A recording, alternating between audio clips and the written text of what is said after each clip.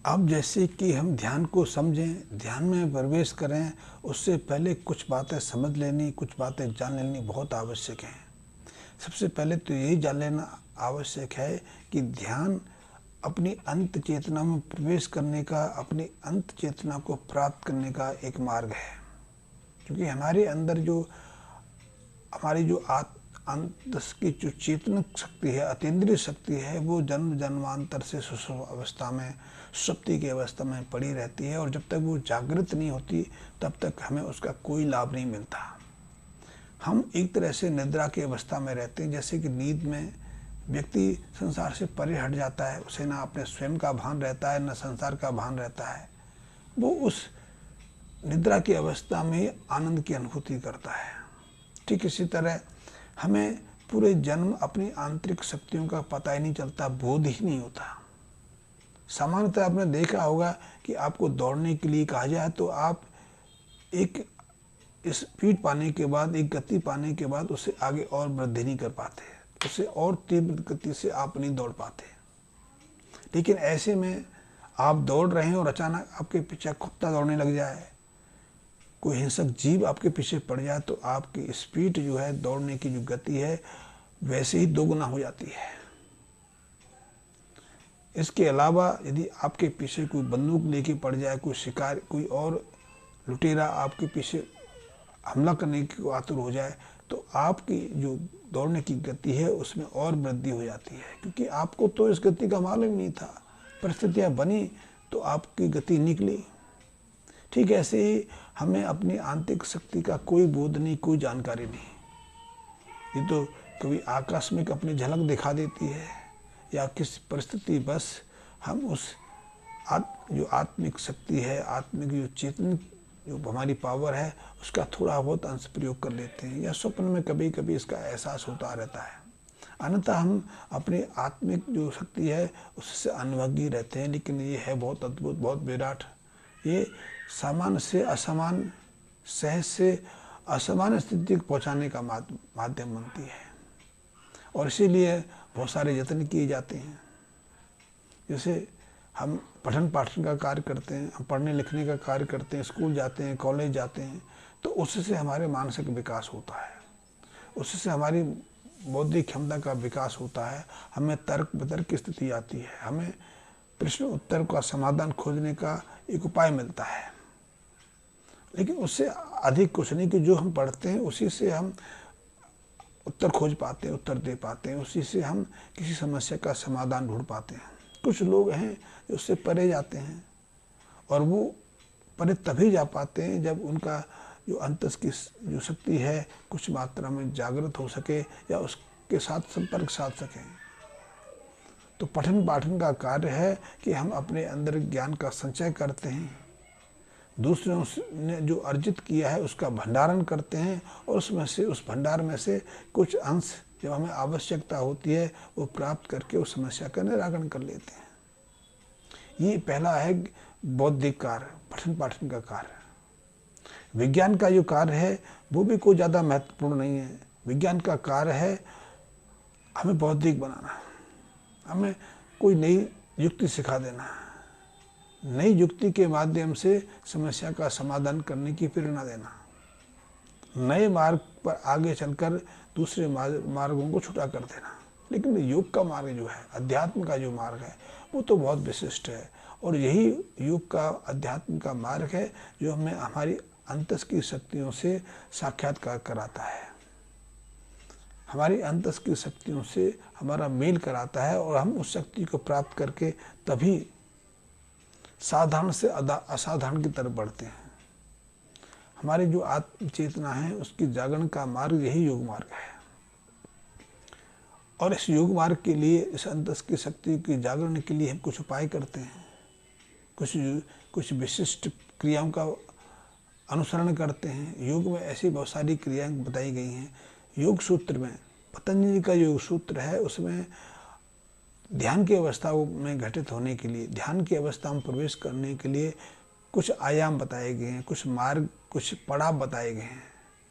तो पहले जो 3 पड़ाव हैं वो शरीर से संबंधित हैं, उनको कहते हैं यम, नियम, आसन, धारण, प्रत्याहार, धारणा। ये शरीर से संबंधित है। ये शरीर पर जो क्रियाएं होती हैं उनको संचालित करने की जो उपक्रम है, प्रक्रिया हैं। लेकिन इससे आगे के जो पड़ाव हैं, इसमें धारणा के बाद ध्यान है। वैसे धारणा को हम बॉर्डर लाइन कह सकते हैं।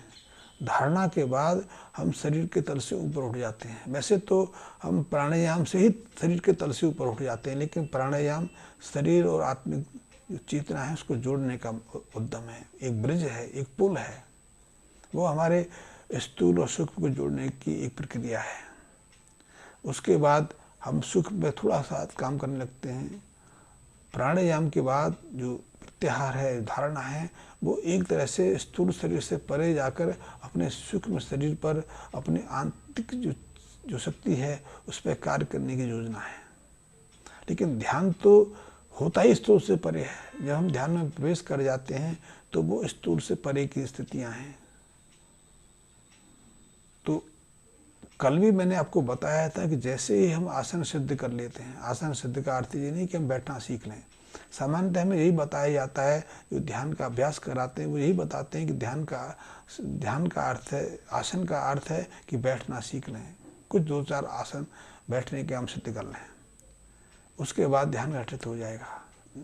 लेकिन वास्तव में ऐसा नहीं। आसन का अर्थ है शारीरिक रूप से सक्षम बनना, शारीरिक रूप से स्वस्थ बनना, उत्साहपूर्ण बनना।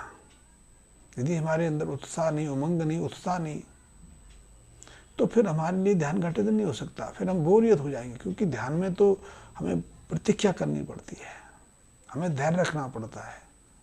तो ध्यान के बाद जो अगला पड़ाव है, अगली शुरुआत है, वो प्राणायाम की है। वो प्राणायाम में स्थूल को सूक्ष्म से जोड़ने का एक ब्रिज का काम करना, एक पुल का काम करना। प्राणायाम के कई रूप बताए गए हैं। एकाध रूपों का मैंने कल चर्चा की। ध्यान में प्रवेश करने के लिए या प्रत्याहार की प्राप्ति के लिए, धारणा की प्राप्ति के लिए हम कपालभाति का भी अभ्यास करते हैं। बहुत लोग कहते हैं कि कपालभाति के माध्यम से हम ध्यान में प्रविष्ट हो सकते हैं।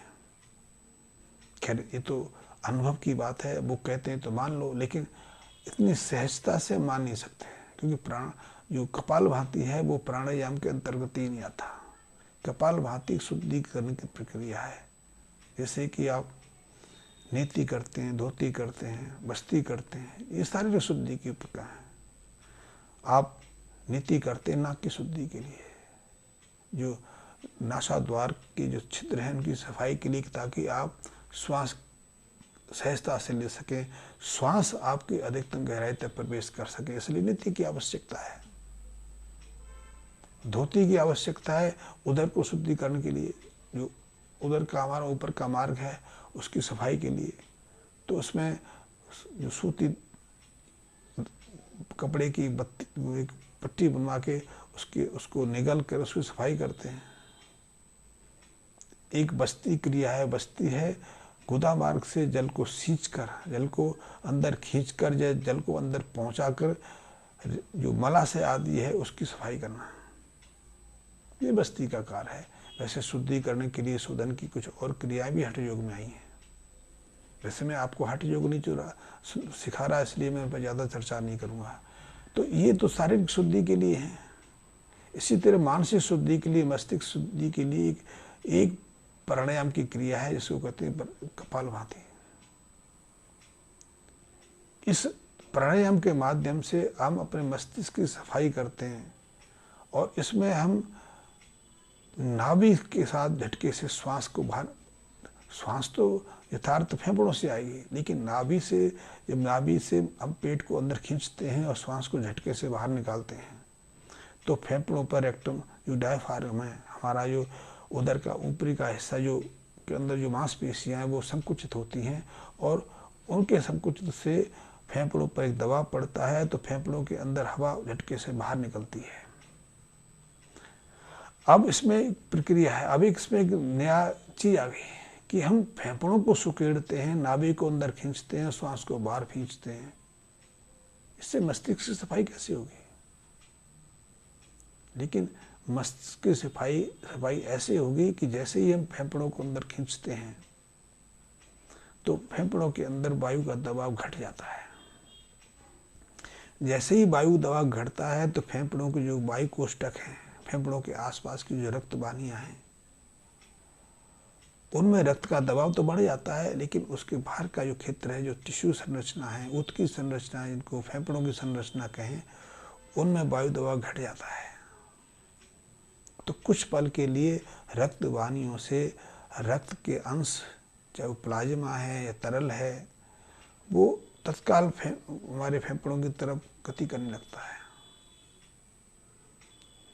और फेफड़ों के आसपास की जो रक्त वाहिनी है उनमें ही उनका ही रक्त का दबाव नहीं घटता, बल्कि मस्तिष्क से जो रक्त वाहिनियाँ जो अशुद्ध रक्त को हृदय की तरफ लेके आ रही होती है, वहाँ पर भी एक दबाव बढ़ता है।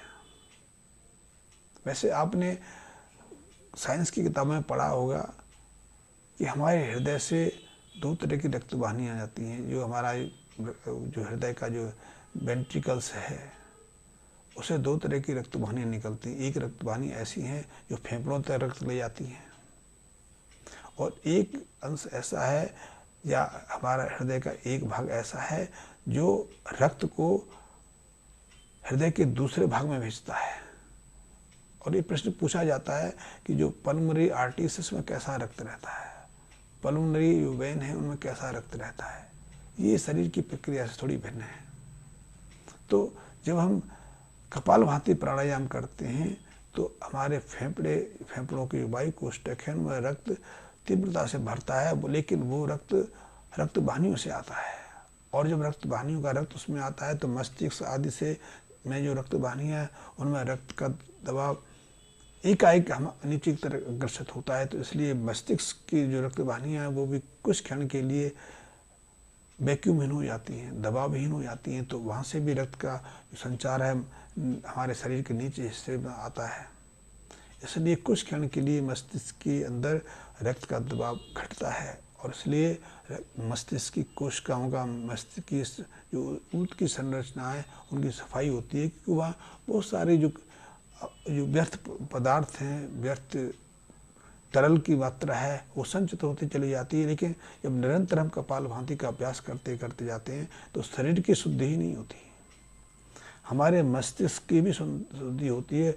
मस्तिष्क के विशेष कोश, विशेष ऊत की जो संरचना है उनमें भी स्वच्छता आती है। इसलिए जब निरंतर आप कपालभाति का अभ्यास करते हैं तो आप अपने स्वयं को एक हल्कापन महसूस करते हैं। लेकिन कपालभाति के बाद यदि आप शांत और शवासन में लेटेंगे तो आप स्वस्थ रहेंगे। लेकिन आजकल तो कपालभाति के बाद हम कई चीज़ें करते चले जाते हैं। तो कपालभाति के बाद कुछ गहरे लंबे सांस लेना बहुत आवश्यक है, ताकि हमारे मस्तिष्क में जो वायु का दबाव घटा है उसकी पूर्ति कर सकें, उसमें अधिकतम शुद्ध ऑक्सीजन पहुंचा सकें। तो कपालभाति का जो क्रिया है वो प्राणायाम के अंतर्गत आवत है, प्राणायाम के समान अवश्य है, लेकिन वो है शोधन की क्रिया, वो मस्तिष्क की सफाई की क्रिया है, लेकिन बहुत महत्वपूर्ण है। लेकिन इसके माध्यम से हम कहें हम ध्यान में प्रवेश कर जाएं, एक कन्फ्यूजन, एक भ्रांति है। ध्यान में प्रवेश के लिए कुछ विशिष्ट क्रिया हैं, अलग क्रिया हैं, उनका फिर कभी चर्चा करूँगा। जैसे हम भस्त्रिका करते हैं, भस्त्रिका में गहरे लंबे श्वास खींचते हैं, गहरे लंबे श्वास छोड़ते हैं। तो एक क्रिया तो फेफड़ों में होती है, लेकिन पूरे शरीर को प्रभावित करती है, क्योंकि पूरा शरीर एक समुच्चय के रूप में कार्य करता है। तो ध्यान के माध्यम से तो हम अपने शरीर का कायाकल्प कर सकते हैं, लेकिन ध्यान में प्रवेश के लिए कुछ तो क्रियाएं करनी पड़ती हैं। उन क्रियाओं को करके हम शरीर का रूपांतरण कर देते हैं और बहुत विशिष्ट